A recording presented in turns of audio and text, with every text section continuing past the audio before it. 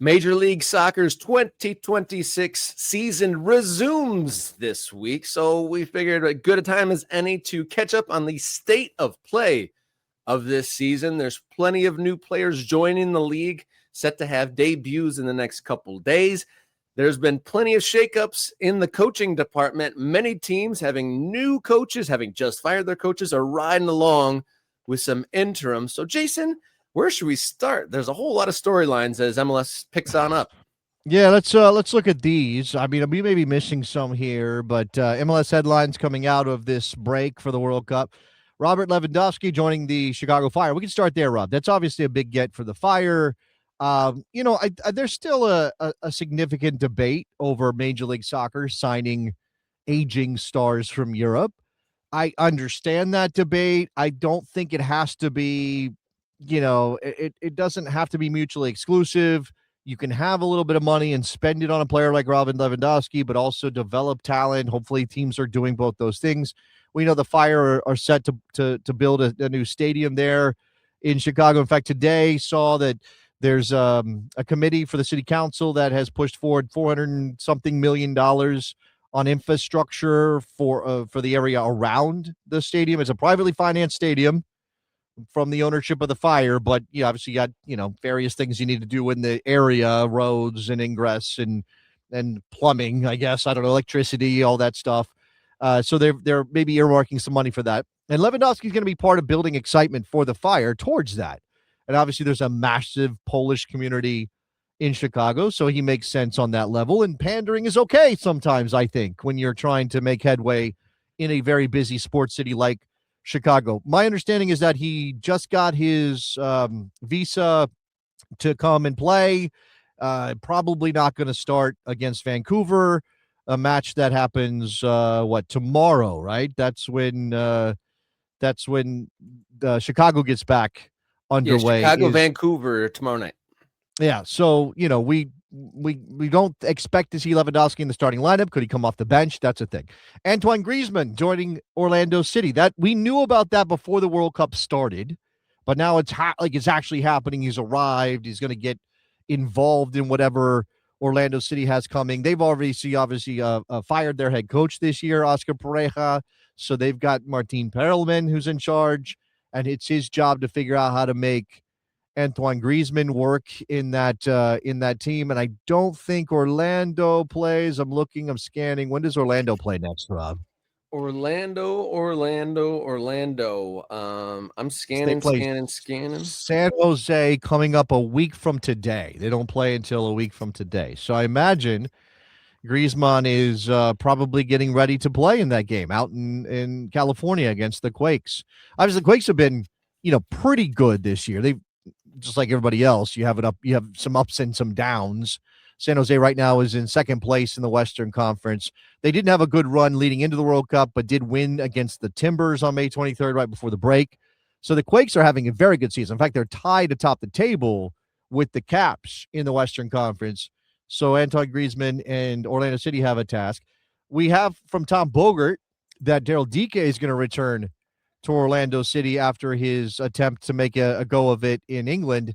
The thing about Daryl Dike, obviously, is injuries. Yeah. Injuries. He's such a likable dude, and we've all been rooting for Daryl Dike. And I think if he had managed to kind of get some momentum there in England, it could have been a run that led him to the U.S. men's national team. I mean, I think, 3 years ago, we were like, Daryl Dike is going to be one of our guys in 2026.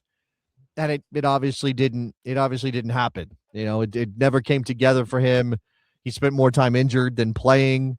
I think hasn't played for the U.S. men's national team since 2023. He left Orlando for West Brom in 2022 for a fee near $10 million, which is pretty significant for an MLS player. So I hope this works out for Daryl to get his career back running in Orlando. Yeah, what a meteoric rise he had from college just for a hot minute, and then MLS for a hot minute, and then jet set over to, was it Barnsley? And had some electric performances for a team that was definitely not a fashionable team and brought them into the spotlight here and over in England, to be fair.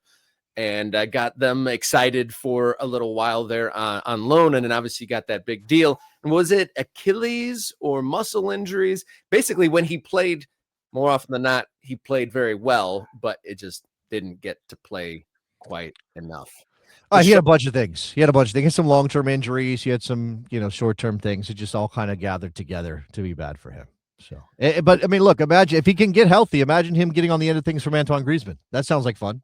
That sounds like an amazing 1-2 combo. That sounds like a great duo. I don't know where Orlando City right now is with their coaching search. I don't know if Perelman is auditioning for the full-time job, and maybe he is. I do remember talking to him on the radio when he got the job, when he took over for Oscar Pareja after Pareja was fired, and seems like a very nice guy, a very, personable guy, pretty quiet from what I can remember in our I was obviously speaking not his first language, so that could be part of it too. But he's got some weapons now. Charlotte has and that says sings, so my apologies on my typos this morning. Charlotte fans might be that excited that they are singing about this signing. They might be doing Pepas over Alan St. Maximin joining Charlotte, basically coming in to replace Wilfried Zaha, right? It never quite worked with Zaha. St. Maximin, as I'm seeing in the chat, is a guy who is flashy and does a lot of very entertaining things on the field. So maybe this is the move for Charlotte. Yeah, I'm curious. I wonder what perception status they're pretty much like on par, right? I mean, Zaha was a consistent figure at Crystal Palace, but St. Maximin had a couple really nice seasons at Newcastle, but then went away to Turkey, or at least continental Europe at the very least. So I'd say Zaha had a longer, more consistent run, but they're not two dissimilar types of players. Yeah. Well, Zaha, I think when he arrived in Charlotte, how long ago was that? 2 years ago now? Something like that. I guess Zaha wasn't quite over the hill. He wasn't like an old player, but I always got the sense that he had kind of used up a lot of what made him exciting when he was at Palace and those years at Palace, which, that's what people remember him for. Like you said, obviously had been an international for Ivory Coast for many, many years. And you kind of thought of him as, maybe not the elite of the Premier League, but in an upper echelon of attacking players. St. Maximin, I guess the Newcastle run is what people know him from. He went to Al Ahly. He went to Fenerbahce. He was in Mexico for a minute with Club America, which I remember him signing down there was a big deal. He went back to France and played with Lens early this year, 10 games with Lens, and now Charlotte. So, anytime you have a guy who's just bouncing from club to club to club at this point, and he's 29. Alan St. Maximin is 29 years old. That doesn't, you obviously, that's why he's signing in Charlotte, right? If he was 29 and was like more stable and more consistent with his play, he'd be playing in the Premier League still, right? But he has kind of become this guy who's got a certain set of abilities, and obviously is a flashy player and can do some things, magical things with the ball, but it's clearly dropped off. I think he could work though in Major League Soccer, and I hope it does. Yeah, we'll see how he pans out, and maybe he's just looking for that forever home, and Charlotte perhaps could be that. Right. Dan Kane, who I think has been an Ultra but isn't right now, is giving us some background that he went to Al Ahly for $25 million when nobody was going to offer Newcastle that kind of money for Alan St. Maximin. He takes a payday, and that helped them bring in Gordon. So there's something to like the push-pull of the business kind of scooping up Alan St. Maximin as well. Before we move on to the coaching category of this MLS catch-up here, is there's plenty of coaching news and updates since we last checked in, but not sure what's going on at the LA Galaxy. Gabriel Peck went away, and a couple other players out the door there. And they've been kind of like in this holding pattern since they had that run to the MLS Cup final, the MLS Cup win, I should say, a couple years ago. And they've kind of been in a purgatory since. Was this a sign that they're doing wholesale changes at the Galaxy? Well, I think, yeah, the Peck thing, man, he was like the one bright spot, with Ricky Puig on the shelf. Gabriel Peck was the guy that you were like, oh, that's their superstar. he wasn't as consistent as I think he needed to be to truly be the guy that could carry the team. But yeah, the sale to Cruzeiro for what a club record is what they're saying, right? It's a club record fee. They did not disclose the fee of the Galaxy, but the Athletic says it's $12 million with a potential of 1.5 million in add-ons. You can't say no to that if you're MLS. If you're an MLS club, you can't say. And you look, yeah, this is it. As long as Ricky Puig is under contract and is the centerpiece of the club on the attacking end of the field, everything is kind of just a holding pattern. And it just a wait and see and try to figure out how to get by until you can get Ricky back on the field. The Galaxy will play LA on Friday night at Dignity Health Sports Park in Carson. So LAFC rather. So that's a El Tráfico happening now with no Gabriel Peck in the lineup for LA Galaxy, and we'll see. And I think there have been a series of things that have happened that have kind of helped Greg Vanney keep his job. Is that a fair way to say it? Like, they've had some really bad moments and some really bad times, and he got signed to a contract extension going through a disastrous year last year, but it was always like, oh yeah, but Ricky Puig is hurt. He'll be back. They'll get better. And then Ricky got hurt again. And now you've sold Gabriel Peck. And so you got Paintsill and what exactly in terms of your attack? Klaus came in from St. Louis, decent enough player. I don't know I don't know how good he is. After that, it gets real like, okay, yeah, we're not scraping the bottom of the barrel, but this team is going to be lucky if they make the playoffs. They're ninth in the West right now. Under the radar a little bit. Going to get to the coaches, I swear, but the Columbus Crew signed a very solid, not like a huge star name, but Bresa Mendes from Real Sociedad, like a 29-year-old midfielder from one of the top teams in Spain. They haven't been the same team since Darlington Nagbe left. Obviously, they're in a coaching situation themselves, but I thought I'd mention that Columbus is in the mix, trying to get back to the heights that they were. Definitely addressing a need in the midfield. But yeah, let's move on to the coaches, because there's been plenty of changes in Major League Soccer coaching. What would you say is the place to start with this? Because there's a list. I'm sorry. One more thing. I know you keep you try to get us to the coaching now. After I forgot about that this happened. I believe Atlanta has made a signing. Let me pull this up so I get the name right. Where did my MLS transfer tracker go? Man, I got too many tabs open and I can't find it. But okay, Atlanta United made a signing. Junior Alonso.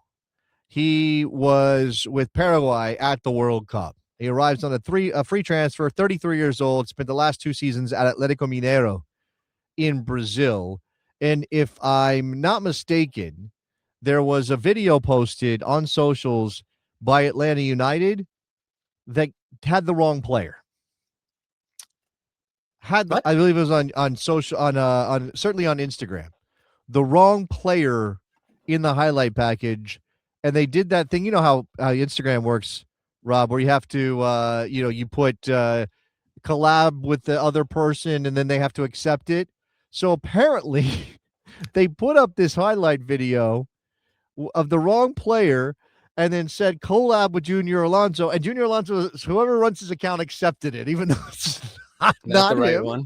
Yeah. So not great in Atlanta United right now. Go ahead on the coaches, Rob. No, we're still going to kick it with the players. Benjamin Kramaski out from Inter Miami. He goes to Parma, which is something he was already at Parma on loan. That's what's making permanent a deal that already happened. But yes. And then Columbus also picking up Andres Herrera from River Plate also. So Columbus adding a couple weapons. But to the coaching, there's a great deal of turnover in coaching in Major League Soccer, something that, for better or for worse, over the course of time, I always thought that Major League Soccer head coaches got too long a leash. There were some coaches that could stay after many, many, many years of mediocrity, and that no longer seems the case in many clubs, that they're willing to sit on a coach, not necessarily climbing the table. So I'll go based off what we have here on the graphic. Phil Neville out in Portland. Yeah, that seems like it was a long time coming. I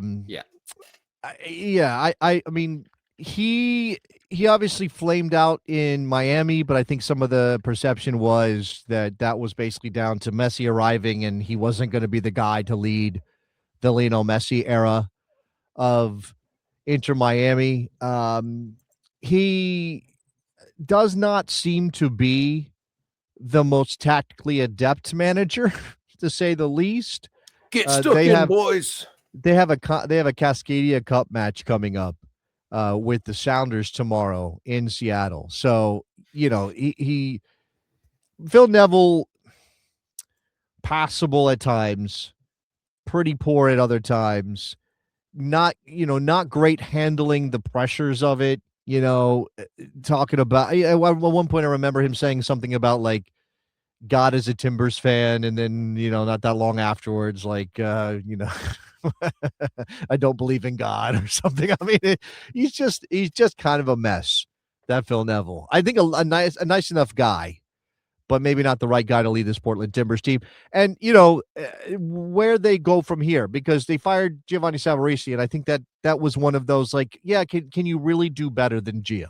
Yes, I agree wholeheartedly with that. Like, they seem like they got their guy in Savarese, to be honest. So right now it's Jack Cassidy, who is the interim head coach there in Portland. We'll see if he can turn them around. And 13th place, 14 points.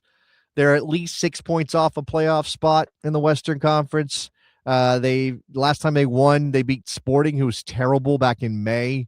Again, they've got Seattle coming up on Friday, so that's tough. Another place where there's been a little bit of change, Austin. They parted ways with their coach. They're going to have a season-long interim coach, but Jim Curtin, probably the biggest MLS name that was kind of on the shelf, has agreed to join next year. Yeah, I think there was always speculation. When is Jim Curtin going to get back in the game? Where's he going to land? His name has come up connected to a number of things. He was in a unique position because of his contract with the union. He didn't have to go rush off and find a job. He was on gardening leave, if we want to use an English term. And he was, happy in Philadelphia. He's got kids. He's got his giant sneaker collection. Like, why would he's a Philly guy. Like that would be a big thing for him to pick up and move away from Philadelphia. This is a huge thing for Austin to get Jim Curtin. I think my understanding is that Jim is going to have some significant control over the whole situation there in Austin, because they've had some issues with who's running the team from behind the scenes. So, will he have more influence on who they sign, what they look like on the field? Obviously, we know from his time in Philly, he was a guy that was part of that high pressing shift in Philadelphia. How much of that will he take with him to Austin, I think is certainly a question. So he's going to go work for Anthony Precourt, which I know a lot of MLS fans won't love. But we'll find out if Jim Curtin can do it in another place, right? Because he was very, very good in Philadelphia at times.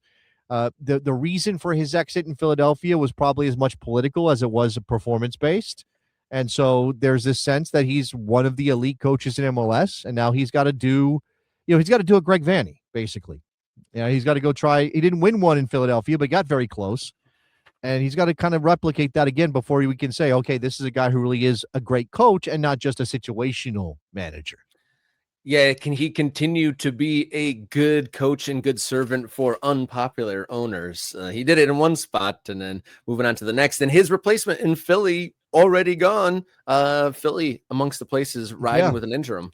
Yeah, right. That did not work out for them, replacing him with Bradley Cardell. And I think The problem with Major League Soccer is the variance levels are very small, and yet it can kind of build. So you go from one year being the best team in the Eastern Conference and winning a Supporter Shield. The next year, you're bottom of the table. You have one win in 15 matches. And really, how much changed in Philadelphia that would explain that drop? Yes, there were some departures. They didn't refresh the roster. They also have that thing with Ernst Tanner hanging over everybody's head. And I know there was some discussion of what the Ernst Tanner situation was going to be coming into the World Cup period. We've had this break. Will Ernst Tanner be out the door?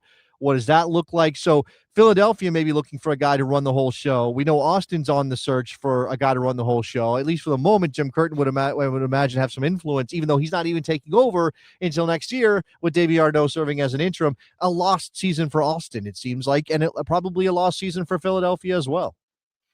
Yeah, and again, that's a feature of this league that many don't have is lost seasons, or in the case of LA Galaxy, many lost seasons over the last 8 years or so. But anyway, another team, there's more to mention that are riding with interim managers. It was quite a bit before the World Cup, but Mascherano out in Miami, they're riding with an interim for a long time. And then Columbus Crew are riding with an interim coach as well after they let their coach go shortly before the World Cup.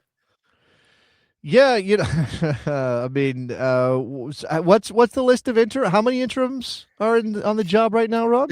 It's a growing list. So what did we say? So we got Columbus, Philadelphia, Miami, Austin, Portland. That's at least 5. So okay, hold on. Portland is Jack Cassidy. Ryan Richter's in charge of the Union for the moment. Danny Arnaud in charge of Austin, although we know his replacement is coming next year. Laurent Courtois in Columbus, that's who you're talking about, has taken over in Columbus after they booted their guy halfway into the season. One half of one season, right? What was this? Rickstrom? Yeah, yeah. In Columbus, yeah, you got it. Yeah. I mean, so obviously Inter Miami after Mascherano leaves of his own accord, apparently. Ojo's in charge there.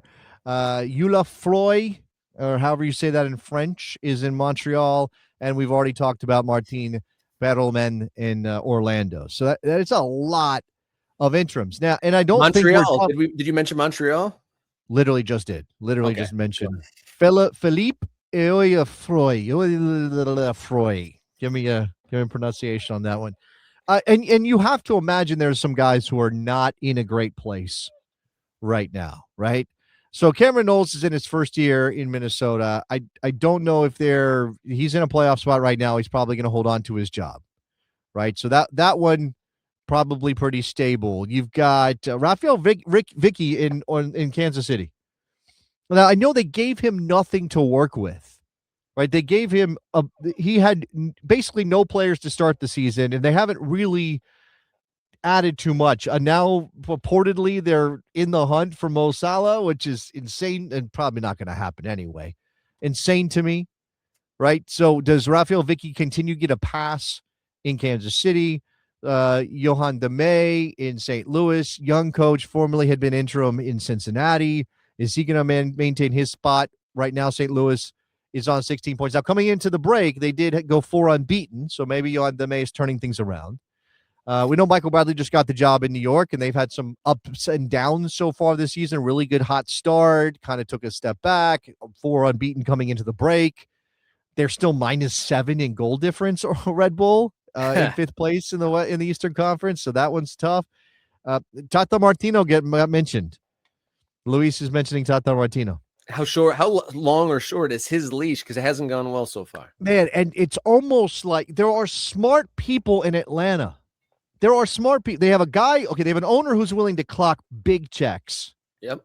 They have one of the smartest club executives in MLS history in Garth Lagerwey, who obviously I had to step away because of his illness, but I believe is in remission. And I don't know if he's on the job, but I know he's recovering, which is great news.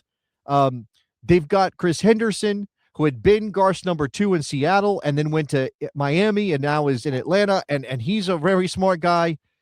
And obviously Tata Martino, who has succeeded in this league. So I just don't know why it's so bad in Atlanta right now. Going down the list, Rob, Toronto, does Robin Fraser keep his job? They entered the break on an absolute, just a terrible run. They get Montreal coming up. That game is tomorrow. So they'll have the Canadian Derby up there tomorrow. If he loses that game, is Robin Fraser in distinct danger of losing his spot, right? I still don't know what DC United is or what they want to be. They got an author. They have an author as their head coach, right? They do.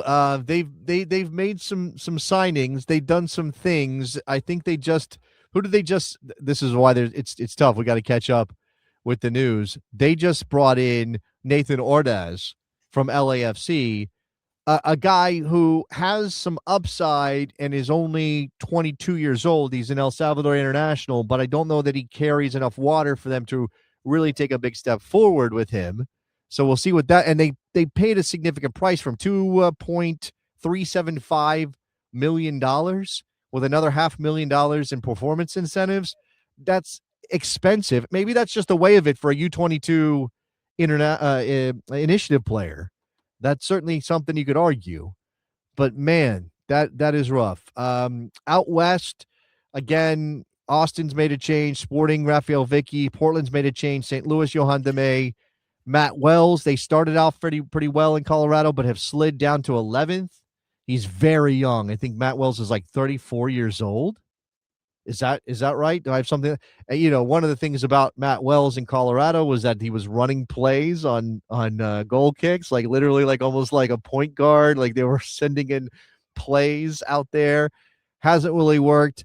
I'm a really big fan of Mikey Veras, but San Diego's taken a massive step back from last year.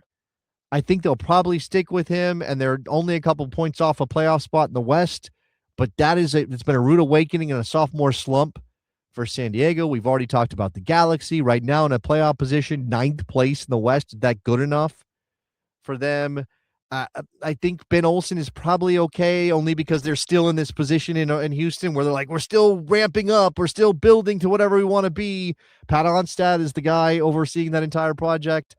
So yeah. And then everybody else, obviously, in the playoff spots near the top of the tables, we would imagine that they're all safe. Yeah, the top two teams, for context, in the East, Nashville and Inter Miami have a bit of separation at the top of the East, and in the West, Vancouver, San Jose, topping the charts, have a little bit of a distance below them.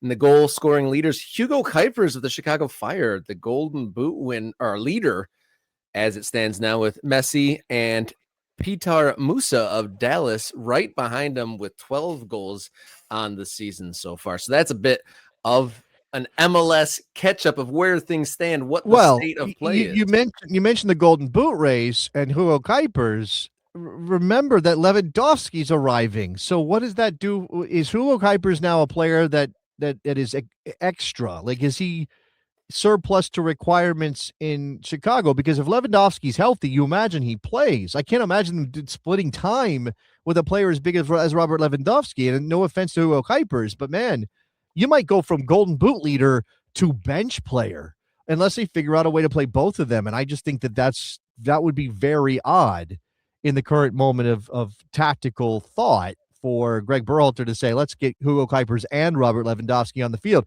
I mean, because Lewandowski's not one of those guys that you drop in underneath a number 9 and say, okay, be more of a 10, Robert. You're the top level attack. He's a 9. He leads the line. That's what he does.